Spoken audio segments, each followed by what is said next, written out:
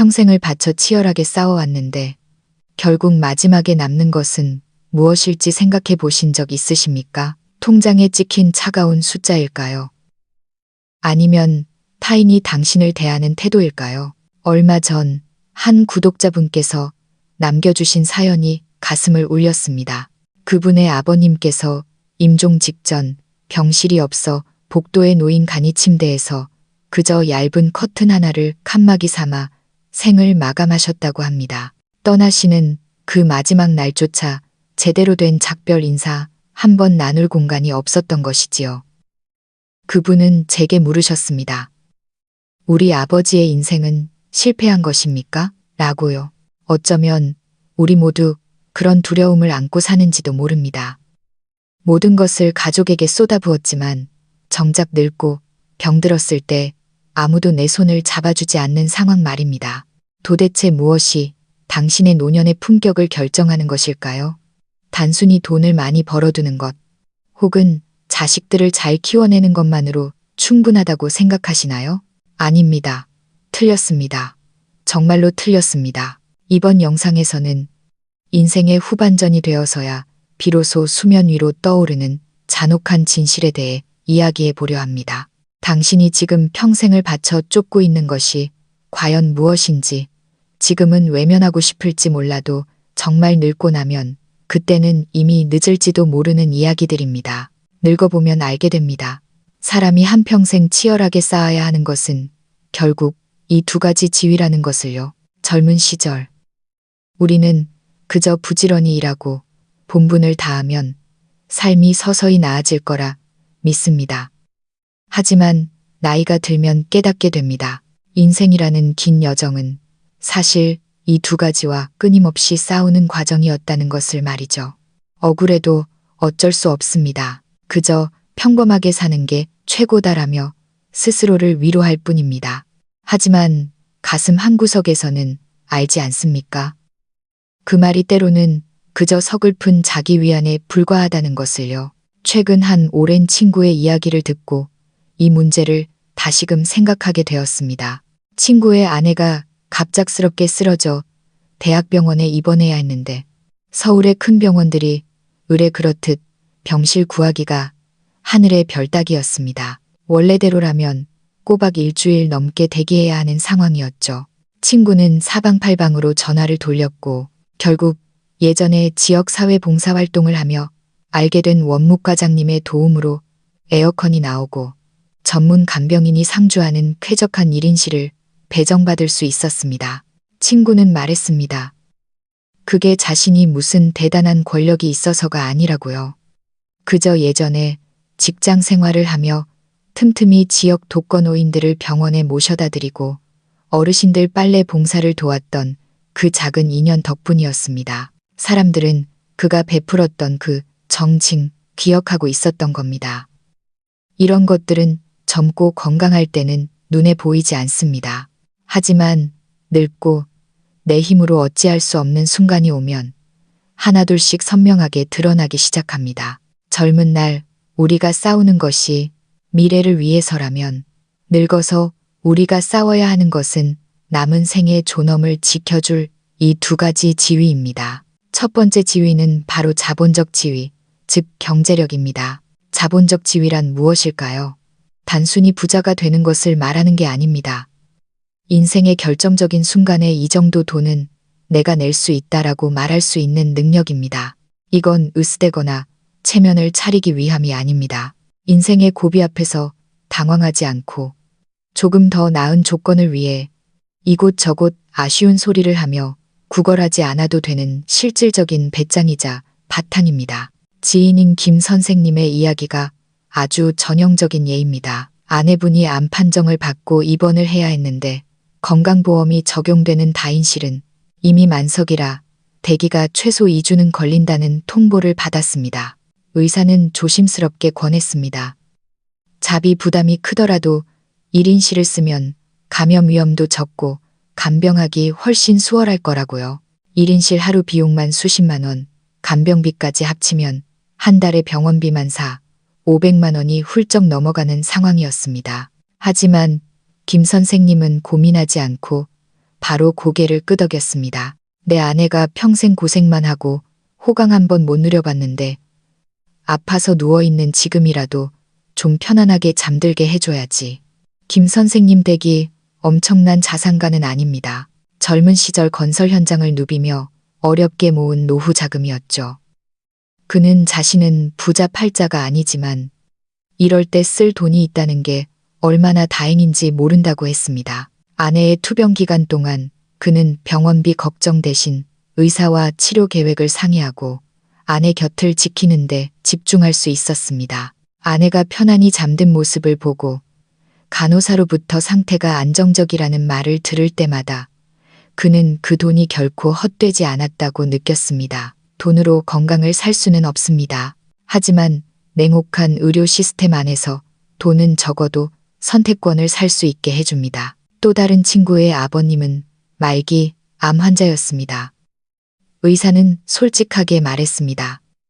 완치는 불가능하고 표적 항암제를 쓰면 생명은 연장할 수 있다고요. 하지만 이 약은 건강보험 급여가 적용되지 않는 비급여 항목이라 약값만 한 달에 수백만 원, 1년이면 수천만 원이 드는 고가였습니다. 형제들은 가족회의를 열었고 만장일치로 비용을 분담하기로 결정했습니다. 단순히 생명을 며칠 더 늘리기 위함이 아니었습니다. 아버지가 덜 고통받기를 원했기 때문입니다. 비싼 표적 치료제는 기존 항암제처럼 구토와 탈모로 사람을 피폐하게 만들지 않았고 부작용이 적었습니다.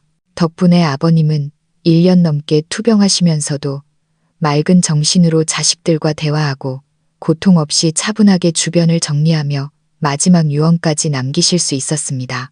그 1년 동안 1억 원 가까운 돈이 들었지만 형제 중 누구도 그 돈을 아까워하지 않았습니다. 그것은 단순한 병원비가 아니라 사랑하는 부모님이 인간으로서 존엄하게 생을 마감할 수 있게 해드린 대가였기 때문입니다.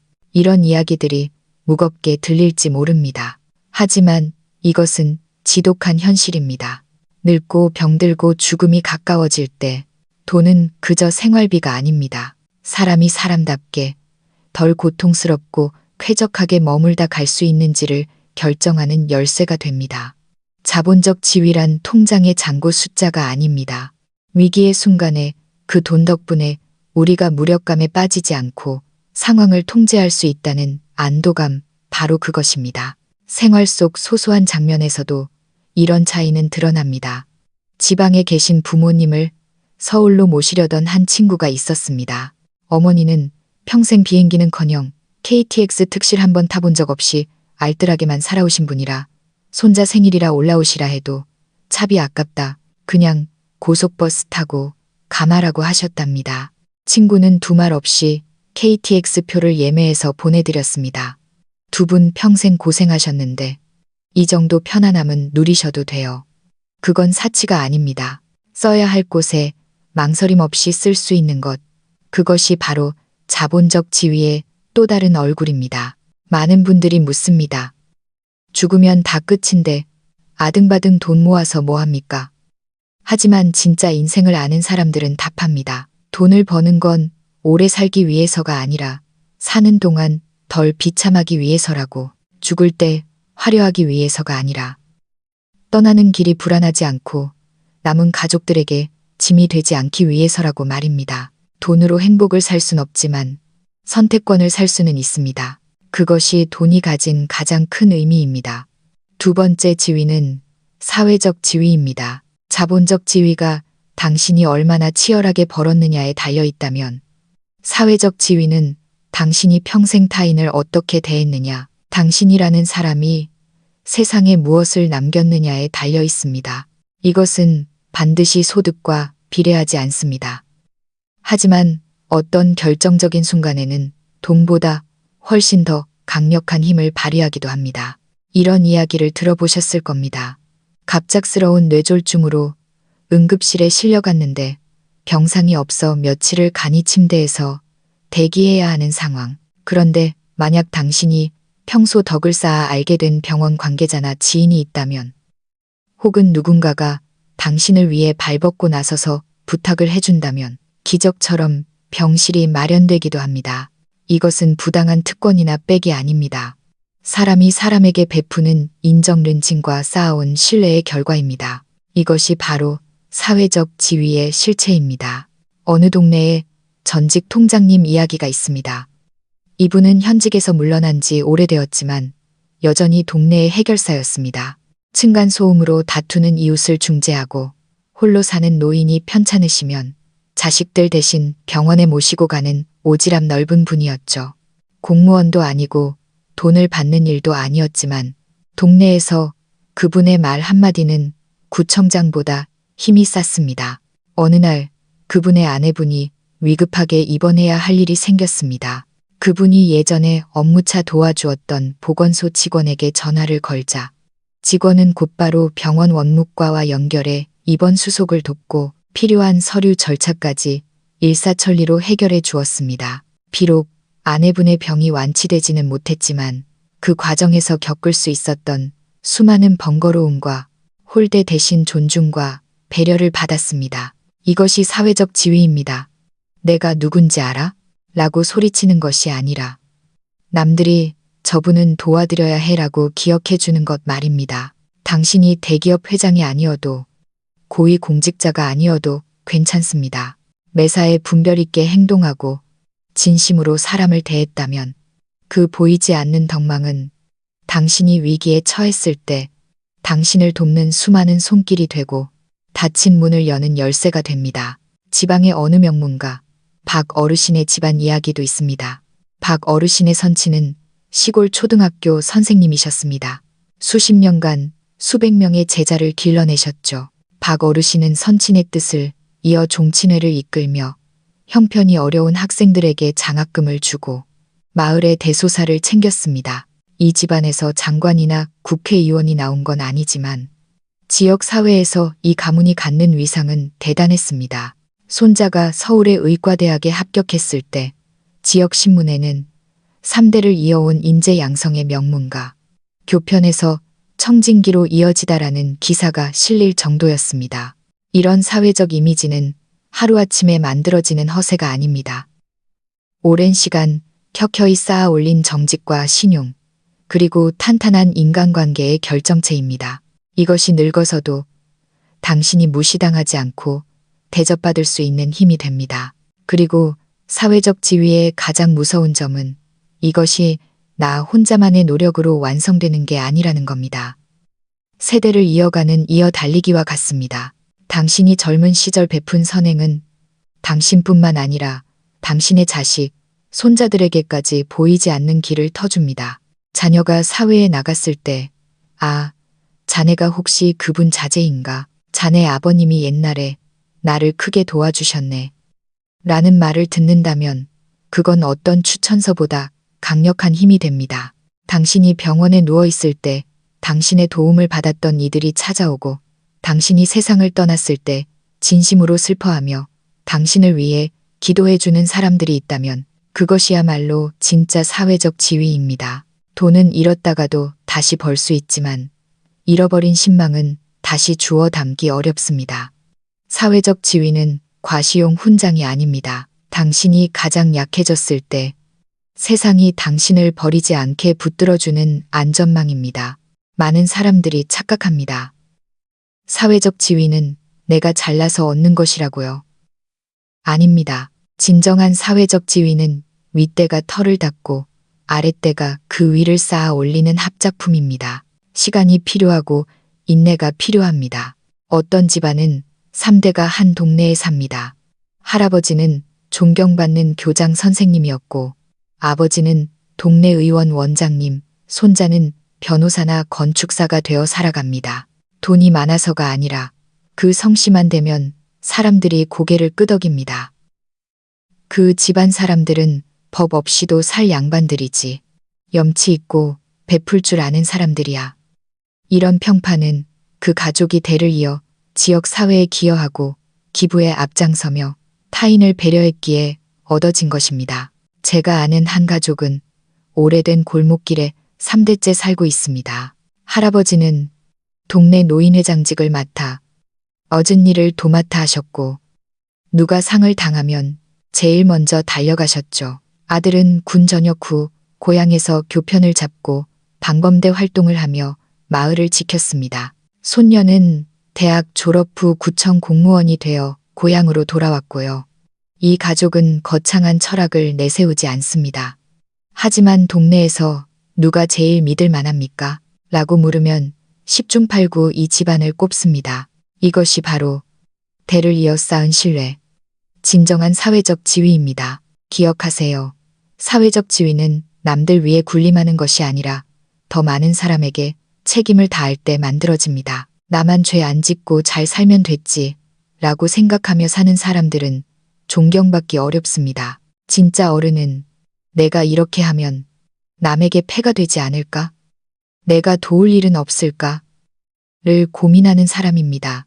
신명의 문제를 해결해주는 사람은 혼자만 챙기는 사람보다 가치가 높을 수밖에 없습니다. 이런 분들은 은퇴를 해도 잊히지 않습니다. 과거에 뿌려둔 인정과 신뢰 덕분에 여전히 세상에 필요한 존재로 남습니다. 당신이 먼저 손을 내밀어야 세상도 당신을 기억합니다. 눈앞의 이익을 따지지 않고 베풀어야 훗날 누군가 당신을 위해 기꺼이 문을 열어줍니다.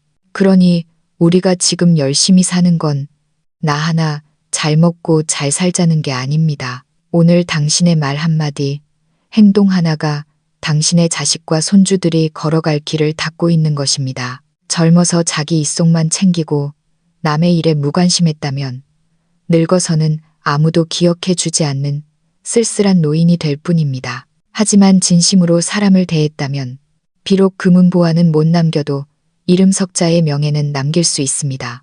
그것이 바로 사회적 지위의 본질입니다. 이 두 가지 지위가 없다면 결국 남는 건 가정 내 지위뿐입니다.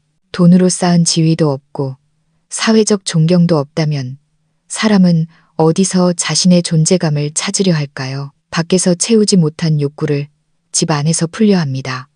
내가 가장인데 내 집에서 내 말 안 들어? 라며 가족들 위해서 군림하려 들죠. 하지만 냉정하게 말해 이런 가정 내 지위는 밖에서 잃어버린 자존감을 보상받으려는 뒤틀린 통제욕에 불과할 때가 많습니다. 제 지인 미영 씨의 아버지가 딱 그런 분이었습니다. 평생 공장에서 일하셨는데 박봉에 시달리셨고 그 스트레스를 고스란히 집으로 가져오셨죠. 아버지가 퇴근하시는 저녁이면 집안에는 찬바람이 불었습니다. 국이 조금만 짜도 밥상을 엎을 기세였고 아이들이 숙제를 미루기라도 하면 불호령이 떨어졌습니다. 어머니는 시장에서 장사를 하며 생계를 도왔지만 집에선 죄인처럼 아버지의 비위를 맞춰야 했습니다. 아버지는 밖에서 친구도 없고 이웃과 어울리지도 않았습니다. 유일하게 큰 소리 칠 수 있는 곳이 집구석뿐이었으니까요. 미영 씨는 어른이 되어 깨달았습니다. 아버지는 사회에서의 무력감을 집안에서의 폭군 노릇으로 달래고 있었다는 것을요. 그건 존경이 아니라 공포였습니다. 결국 어머니가 만성질환으로 쓰러지셨을 때 아버지는 간병은커녕 자기 몸 관리 하나 못해서 병을 얻어왔다라며 핀잔만 주었습니다. 어머니의 병세가 악화되어 호스피스 병동 이야기를 꺼내자 아버지의 첫마디는 거기 돈 얼마나 드냐, 보험 안 되지 였습니다. 그 말에 자식들은 정이 뚝 떨어져 버렸습니다. 돈이 없어서가 아니라 평생 가족에게 굴림만 했지. 책임은 지려 하지 않는 그 태도 때문이었습니다. 많은 가장들이 착각합니다. 집에서 큰 소리 친다고 지위가 있는 게 아닙니다. 소리 지르고 명령하고 가족들 눈치 보게 만들 수는 있겠죠. 하지만 정작 당신이 늙고 병들어 누군가의 손길이 절실할 때 자식들이 진심으로 당신 곁에 머물고 싶어 하지 않는다면 그 인생은 철저하게 실패한 것입니다. 이런 비극은 우리 주변에 너무나 흔합니다. 남자가 부엌에 들어가면 안 된다. 자식은 부모 말에 복종해야 한다. 는 옛날 사고방식에 갇혀 사는 어르신들 말입니다. 시대가 변했습니다. 자식들은 더 이상 맹목적인 권위에 고개 숙이지 않습니다. 젊어서 억누르고 통제만 했다면 늙어서는 철저히 외면당합니다. 요양병원 간호사들이 가장 안타까워하는 환자가 누군지 아십니까? 돈이 없는 환자가 아닙니다. 자식도 배우자도 코빼기 한 번 안 비치는 환자입니다. 성격은 꼬장꼬장해서 간병인에게 화만 내고 가족들은 어쩌다 한번 와서 의무적으로 얼굴만 비추고 황급히 떠나버리는 그런 분들. 알고 보면 젊었을 때 꽤나 잘 나가던 사장님이었거나 고위직이었던 분들도 많습니다. 하지만 늙어서 남은 건 외국인 간병인 뿐입니다. 진정한 지위란 내가 가장 힘들 때 누군가가 기꺼이 내 곁을 지켜주는 것입니다. 무서워서가 아니라 좋아서, 안쓰러워서 내 손을 잡아주는 것, 그것이 진짜 권위입니다. 그러니 제발 가정 내 지위를 노년의 자존심을 지키는 도구로 착각하지 마십시오. 그건 지위가 아니라 고립이자 아집입니다. 존중받고 싶다면 먼저 존중해야 합니다. 자식이 곁에 있길 바란다면 어릴 때 효도를 강요할 게 아니라 늙어서 자식에게 짐이 되지 않도록, 그리고 자식의 입장을 먼저 헤아려 주어야 합니다. 집안에서 왕노릇 하려다가는 결국 차가운 빈방에서 혼자 늙어가게 됩니다. 현명한 사람은 밖에서 실력을 쌓고 덕을 베풀어 자신의 가치를 증명하지, 집안에서 가족을 괴롭히며 존재감을 확인하려 하지 않습니다. 인생의 마지막 패는 결국 나 자신을 위한 것이 아닙니다. 젊은 날의 패기, 중년의 무거운 책임감을 지나 노년의 회한에 이르면 깨닫게 됩니다. 우리가 그토록 치열하게 싸워온 이유가 나 혼자 잘 먹고 잘 살기 위함이 아니었다는 것을요.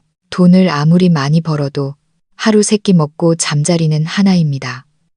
지위가 아무리 높아도 병원에서는 똑같은 환자복 입고 검사 순서를 기다려야 합니다. 하지만 당신의 그 노력 덕분에 당신이 사랑하는 사람들이 조금 더 편안하게 살 수 있다면, 당신의 아내가 병원비 걱정 없이 치료받고 당신의 자녀가 미래를 두려워하지 않을 수 있다면 그것으로 당신의 고생은 충분히 보상받은 것입니다. 세상에서 가장 든든한 안정감은 통장의 잔고나 남들의 박수갈채에서 오는 게 아닙니다. 내가 쓰러져도 내 가족은 안전하다. 내가 사랑하는 사람들이 나 때문에 고통받지 않을 것이다. 라는 확신에서 옵니다.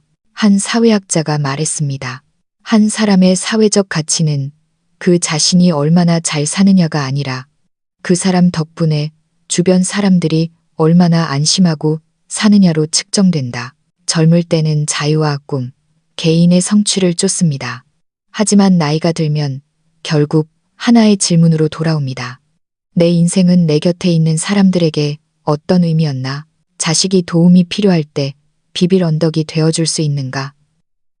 배우자가 아플 때 든든한 보호자가 되어줄 수 있는가? 늙어서 자식들에게 짐덩어리가 되지 않을 준비가 되어 있는가?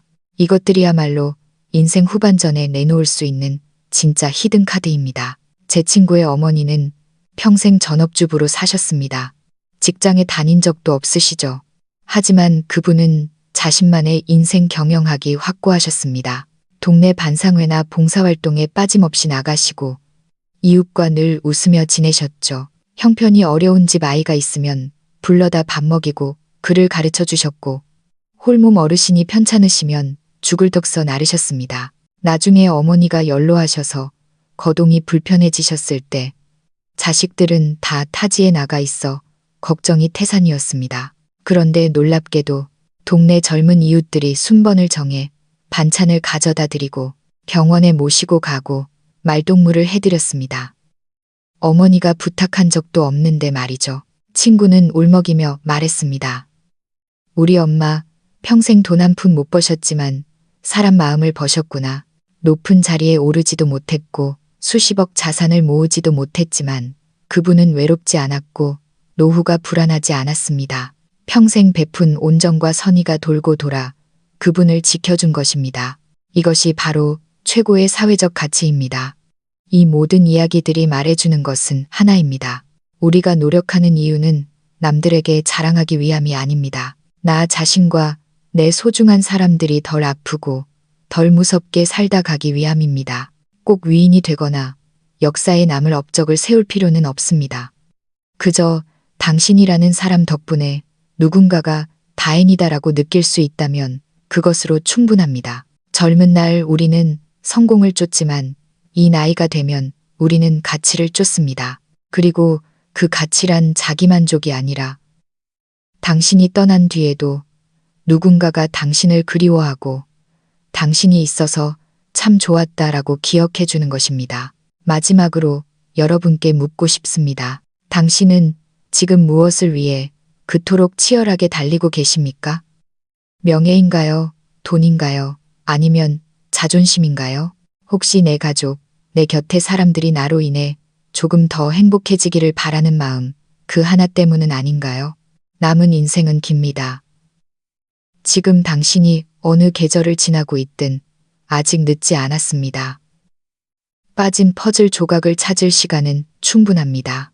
남들에게 보이기 위한 껍데기 말고 내 사람들을 지킬 수 있는 실속 있는 자본적 지위와 사회적 지위를 차근차근 쌓아가시길 바랍니다. 그래서 훗날 우리 아이들이, 우리 가족들이, 우리 부모님이 내 배우자가 열심히 살아준 덕분에 우리가 이렇게 따뜻하고 평안하구나 라고 느낄 수 있다면 우리 인생은 결코 헛되지 않은 것입니다. 오늘 이야기를 들으시면서 어떤 생각이 드셨나요? 당신의 인생 목표는 무엇입니까? 돈? 명예? 아니면 주변의 인정? 혹시 여러분 주변에도 이런 존경스러운 어른이 계신가요? 아니면 반면교사로 삼아야 할 분이 계신가요? 여러분의 솔직한 이야기와 생각을 댓글로 남겨주세요. 정답은 없습니다. 서로의 생각을 나누며 배우는 시간이 되었으면 합니다. 오늘 영상이 조금이라도 마음에 와닿으셨다면 구독과 좋아요 부탁드립니다. 주변의 소중한 분들에게 이 영상을 공유해주세요. 당신의 작은 공유가 누군가의 인생에서 10년의 시행착오를 줄여줄지도 모릅니다. 그럼 다음 시간에 더 깊이 있는 이야기로 찾아뵙겠습니다. 감사합니다.